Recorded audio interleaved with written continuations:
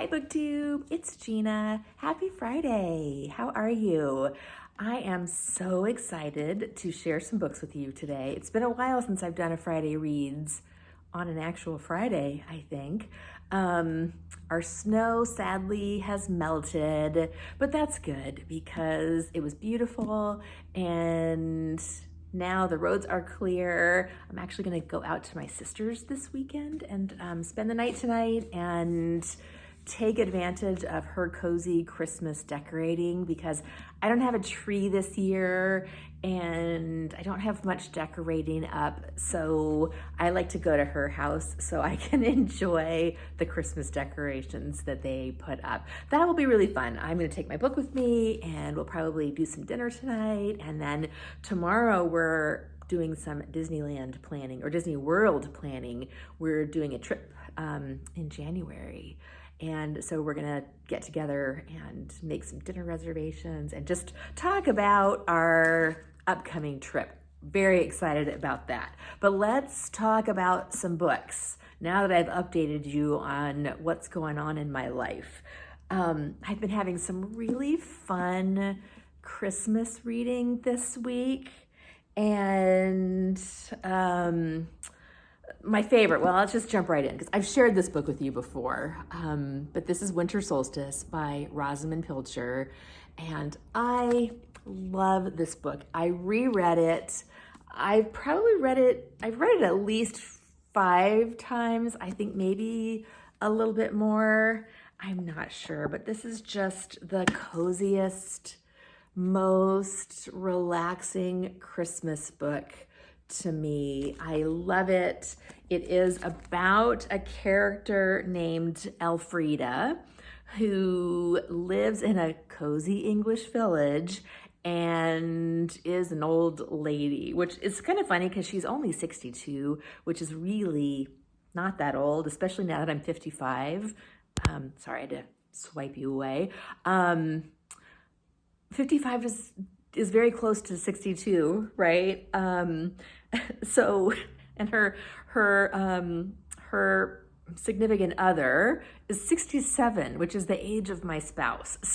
So it's very quickly approaching the time when I don't think 62 is all that old. But it is just such a fun book. I'll read you a little bit about the kind of the scenario. It says, from the cover, tragedy upsets Elfrida's newfound tranquility and she takes refuge in a rambling house in the north of Scotland called Quarrydale. Almost like a magnet, Quarrydale attracts various waifs and strays, each of them escaping difficult personal pasts. As the holiday approaches and the weather turns foul, the scene seems set as a perfect recipe for disaster. So it is really a book about found family, about people coming together. And Rosamund Pilcher just writes the most exquisite, cozy scenes, cozy settings.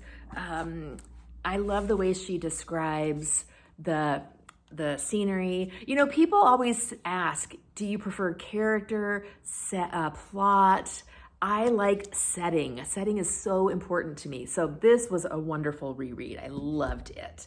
I also read Mrs. Jeffries and the Merry Gentleman. Mrs. Jeffries is a series set in Victorian England by Emily Brightwell. I read this one on my Kindle, so I don't have a copy of it. But Mrs. Jeffries is the housekeeper for an inspector, and her and the housekeeping team help him solve mysteries. Unbeknownst to him, they give him some hidden support and help because they don't want him to know that they're really the ones solving the crimes. And it's wonderful. It's a really fun series. I love it. Definitely recommend that one. That one is actually late in the series, but I don't think it's a series that you really have to read in order. I also finished, I don't think I've told you this yet, I read The Secrets of Heartwood Hall by our own BookTube beloved Katie Lumsden, who runs Booktober. and I loved it. So this is her debut novel, and it's set in Victorian times with female Victorian characters, and it's really good. I 5-starred it on Goodreads. I absolutely loved it. I've already pre-ordered my physical copy so I can add it to my collection. And excitingly, this is my very first NetGalley ARC. I guess that's what it is. As soon as I heard that she had written a book, I signed up for NetGalley and requested a copy, and I was approved, and so I read it and loved it. And yeah, that was my very first sort of reading of a not yet released book, which was very exciting for me. So I think it's out in February, and I'll show you my copy when I get it. I probably will get it in February, I think. I'm not sure when the pre-orders will go up, but that was very exciting. And then I started a few things. So the first thing is I was sent a present by a friend here, and this is An Elderly Lady is Up to No Good by Helen Thurston. Somebody on here had already recommended this to me, and I had read one of the stories in this book, and it is about an elderly lady. She is definitely elderly. I think she's in her mid-80s. I already forgot. And well, I don't want to spoil anything, but let's just say she solves her problems in a very violent way, which I love. And there is actually a Christmas story in here, which I just finished and loved. And it is called, what's it called? An Elderly Lady Seeks Peace at Christmas. And this is, yeah, Helen Thurston, and I love this book. Isn't that gorgeous cover? This is so right up my alley. You guys know I love reading about old ladies. I also started, after I finished Winter Solstice, I started in on this, A Country Christmas by Veronica Henry. If you have not read Veronica Henry and you like cozy books, I would definitely recommend her. Look at this cover. She also wrote How to Find Love in a Bookshop, which I really loved. And I've read a couple of her other books, and I love them all. Maybe not quite as much as I love Rosamund Pilcher, because she doesn't go into settings quite as much, but still really, really good. And I'm very excited about this. This is a big country house and the family that lives in it. And that's really all I know at this point.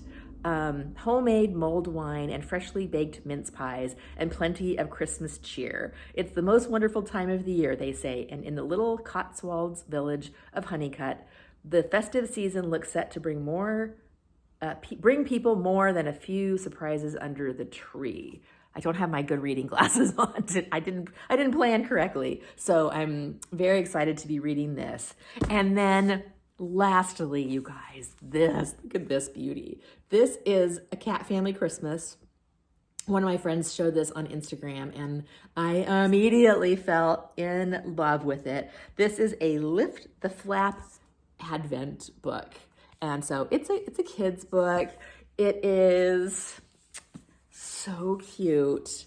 It is all about the cat family Christmas, and it's a little bit hard to see. Let me scooch over. But when you open up the flaps, there is a cute little picture behind. So this one is a little mouse sleeping in the bookshelf. Oh, I just think that is so cute. And I love the little purse. This one's a little purse with a thermos and a stack of books in it, in the little purse. Isn't that cute? So each day, it's the 12 days till Christmas.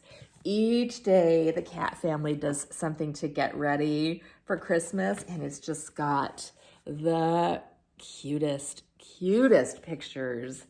So I've opened up the flaps on the first page, but I have not yet went into the flaps on the other page. I'm just on the other 11 days. I'm just kind of wallowing in the gorgeous illustrations, and it's just adorable.